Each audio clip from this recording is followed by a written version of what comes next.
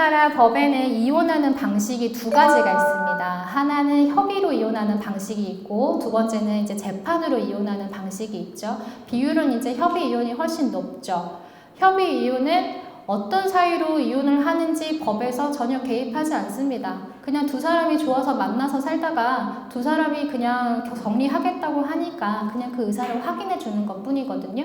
그래서 부부가 이혼에 합의를 해서 자기네들 살고 있는 주소지 관할 법원 가가지고 이혼하겠다라고 신청을 하고 숙려기간 있다가 다시 가서 이제 그때도 변함없이 이혼하겠다라고 얘기를 하면 판사가 확인서 등본을 해주거든요. 그거 가지고 그 시구청 가서 이혼 신고하면은 그냥 성립이 돼요. 근데 협의 이혼은 당사자가 안 가면 안 됩니다. 그러니까 대리인이나 설사 내가 비싼 변호인을 선임을 한다고 하더라도 그 비싼 변호인이 협의 이혼을 대신해 줄 수는 없습니다. 반드시 본인이 출석을 해야 되고요. 그리고 이혼할 때 재산 나누는 그런 문제들 뒤에서 말씀드리는 것이 있잖아요. 근데 협의 이혼할 때는 재산 분할을 부부가 어떻게 했냐, 위자료는 얼마 주기로 했냐, 법이 물어보지 않아요. 개입하지 않습니다. 그거는 양 당사자가 협의한 대로 그대로 이루어집니다. 그런데 뭐에는 개입을 하냐? 미성년 자녀가 있을 경우에는 법이 개입을 합니다. 미성년 자녀가 있으면 3개월 동안 숙려기간을 가져야 되고, 만약에 미성년 자녀가 없으면 한 달은 이혼에 대해서 생각을 해야 되는 시간이 주어집니다.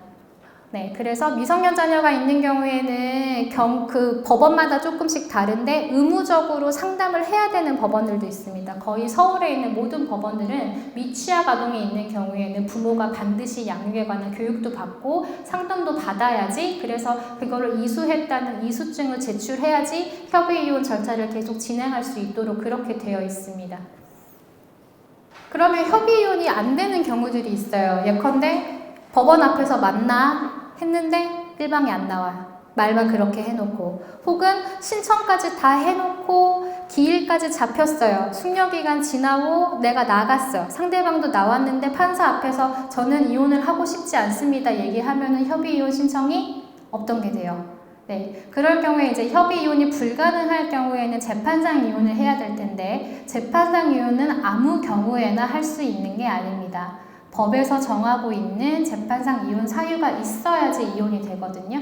대표적인 이제 법에서 규정하고 있는 사유들이 바로 저것들이에요. 배우자의 부정한 행위. 예를 들면 외도했다. 쉽게 얘기해서. 그러면 당연히 재판상 이혼 사유가 되겠죠. 또 아기로 집을 나가서 안 들어와. 유기했다. 그럴 경우에도 재판상 이혼 사유가 되고, 3번, 4번은 이제 배우자나 직계 존속으로부터 심히 부당한 대우를 받았다. 내 남편으로부터 내가 부당한 대우를 받았다. 시부모로부터 내가 부당한 대우를 받았다. 그 이혼 사유가 되는 거고, 거꾸로 내 부모님, 친정 부모님이 남편으로부터 부당한 대우를 받았다. 그것도 재판상 이혼 사유가 됩니다. 그리고 배우자가 죽었는지 살았는지 3년 동안 도저히 그거를 알 수가 없다. 그것도 이혼 사유가 되고요. 이제 그 외에 기타 혼인을 계속하기 중대한 사유, 어려운 사유가 있을 때 이제 이혼 사유가 됩니다. 흔히 잘못 알고, 제가 여기 일할 때 제일 많이 이혼 관련해서 처음에 전화 받았던 거가 자동 이혼이 된다고 우리 법이 알고 계시는 분들이 있으세요. 6개월 이상 집 나가서 안 들어오면은 자동 이혼 된다고. 아마 저 두 번째 사유를 오해하신 것 같은데, 우리나라 법에 자동 이혼이라는 제도는 없습니다. 6개월 이상 악의적으로 나가서 안 들어오시면, 나가시는 이유가 폭력이 있어가지고 그거를 피해서 나갔다. 그거를 이혼 사유라고 할 수는 없죠, 나간 거를. 근데 이유 없이 그냥 나가서 부양 의무도 져버리고 동거 의무도 져버리고 안 들어온다. 그러면 재판상 이혼 사유가 될 뿐이지, 이혼을 청구할 수 있는 사유가 될 뿐이지, 기간 지났다고 자동적으로 혼인관계가 소멸하고 뭐 이런 제도는 우리 법에 없습니다. 그래서 그거를 좀 알아두시면 좋겠고요. 3년 동안 생사가 불명이면은 재판상 이혼 사유 청구 대상이 되는 거예요. 죽었는지 살았는지 모를 경우. 살아있는 거 알면은 찾아가지고 소송해야 되겠죠. 근데 불명일 경우에는 이혼 청구를 할 수가 있습니다. 그럼 가장 문제가 되는 경우는 이제 6번이 되겠죠. 도대체 어떤 사유가 재판상 이혼 사유로 받아들여질 수 있냐.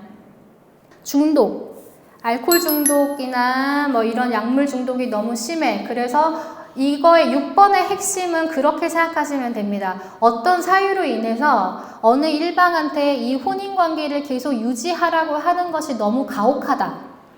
그럴 경우에는 재판상 이혼 사유에 해당이 됩니다. 그러니까 신앙 불일치, 신앙이 달라, 서로 갈등이 있어. 이게 재판상 이혼 사유가 되나요? 안 됩니다. 그런 건 안 됩니다. 근데 과도하게 종교 활동을 어느 일방이 해서 거의 집안 기둥뿌리 뽑아먹을 정도로 해가지고 막 갖다 바치고 과하게 그런 활동을 해서 가정의 기본 기능에 충실하지 않아요. 그럴 경우에는 재판상 이혼 사유에 해당하는 거죠. 폭행은 말할 것도 없고요. 그러니까 쉽게 얘기하면은 단순히 너 싫어졌어. 대화가 안 돼. 너랑 성격이 잘 안 맞는 것 같아. 이거 가지고는 이혼을 재판상 이혼 사유가 된다, 안 된다? 안 된다는 거죠. 성격이 안 맞고 말이 잘 안 통한다, 이거는 우리가 부부로 되기로 서로 협의해서 됐으니까 서로 맞춰 나가서 노력해야 될 사유가 되는 것이지 그게 이혼 사유가 되는 것이 아닙니다. 애를 낳을 수 없다, 불임.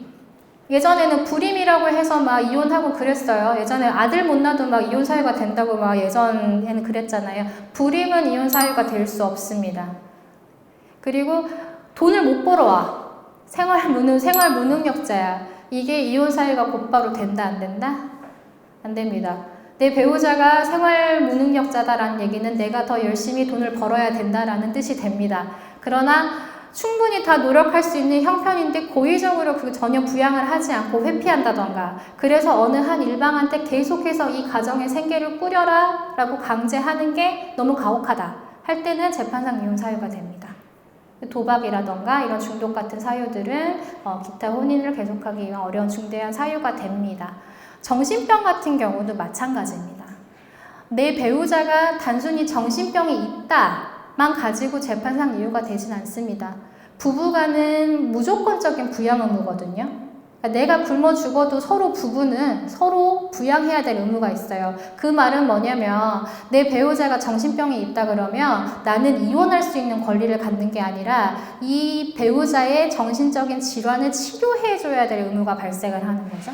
근데 이제 불치의 정신병 같은 경우, 그래서 이 어느 일방 배우자한테 이거를 치료할 때까지 계속 부양 의무를 지우는 것이 너무 가혹하다 할 경우, 그럴 때는 재판상 이혼 사유에 해당하게 됩니다. 그래서 재판상 이혼을 하려면 협의 이혼하고는 다르게 이렇게 법에서 정한 이혼 사유가 있어야지 가능하다라는 거를 알아두셔야 되고요. 그래서 저렇게 우리의 혼인 파탄에 책임이 있는 배우자, 유책 배우자는 원칙적으로 이혼 소송을 제기를 할 수가 없습니다. 그러니까 자기가 바람 펴놓고 들어와서 부인한테 이혼하자, 또는 부인도 자기가 바람 펴놓고 남편한테 이혼하자, 이렇게 원칙적으로 청구할 수가 없습니다. 자, 협의 이혼이 안 돼서 이혼 소장을 냈어요. 그러면 바로 재판이 열리느냐? 바로 재판이 열리는 건 아닙니다. 우리 법에서는 조정 전치주의라고 해서 반드시 가사 조정을 먼저 거치도록 되어 있거든요. 예전에 사랑과 전쟁에서 왜 신구 할아버지가 4주 후에 뵙겠습니다 라고 얘기하시잖아요. 그 가사 조정 하시는 거예요. 법정을 한번 참관을 해보신 적이 있으셨는지 없으셨는지는 모르겠는데, 재판 가서 보시면 막 뭐 구구절절 판사님, 뭐 존경하는 판사님에서 구구절절 얘기하는 경우 거의 없습니다. 다 그냥 서면으로 끝내죠. 5분 안에 끝납니다. 이거 서로 주고받고. 근데 조정은 달라요. 조정은 한 케이스에 2시간이 할애됩니다. 가사조정 같은 경우에. 가사조정 판사 있고 조정위원들이 있습니다. 그때는 양 당사자의 얘기를 충분히 듣습니다. 네, 그래서 이혼을 안 하는 쪽으로 조정이 이루어질 수도 있고, 또는 이혼이 되는 쪽으로 조정이 되되 아까 같은 그 조건들에 있어서 불일치가 있을 수 있죠. 예컨대 재산 분할에 내가 좀 더 받아야 된다, 뭐 한다라는 그런 다툼이 있었을 수도 있고, 또는 자녀에 있어서 양육을 네가 해야 된다, 내가 해야 된다, 뭐 이렇게 다툼이 있을 수도 있고, 또 양육비 부분에서도 다툼이 있을 수 있습니다. 그래서 그런 것들이 조정 단계에서 가능하면 조정이 성립돼가지고 이혼이 성립하는 거고요. 그 차이가 별게 아니에요. 서로 다투는 게 별로 큰 차이가 아니다. 그러면 판사가 강제 조정을 하는 경우도 있습니다. 그러니까 조정으로 성립되면 조정이혼이 되는 거고요. 근데 조정이 불성립했다.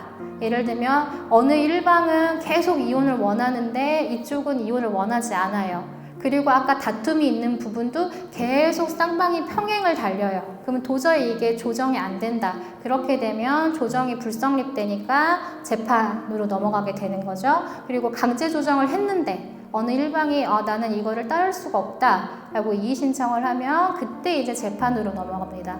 재판으로 넘어간다는 뜻은 뭐냐면 그때부터는 내가 이 사람의 유책 사유에 대해서 객관적인 증빙을 내놔야 된다는 뜻이고요. 또 재산분할 같은 거에 다툼이 있다 그러면 내 기여도가 얼마다 라는 거에 대한 객관적인 증빙을 제출해야 된다는 뜻입니다. 그러니까 조정 단계에서는 증거가 막 그렇게 중요한 게 아니라 두 당사자의 그런 서로 다른 의견을 합치하게끔 이렇게 조정을 하는 단계니까 그때는 뭐 증거를 뭔가 내놔야 된다던가 그런 거 신경 쓰지 마시고 이런 게 당사자가 있으시다면 뭐 이런 거를 잘 내 의견을 정리해가지고 잘 전달하고 상대방과 조정을 하는 거에 포커싱을 맞추시는 것이 좋습니다.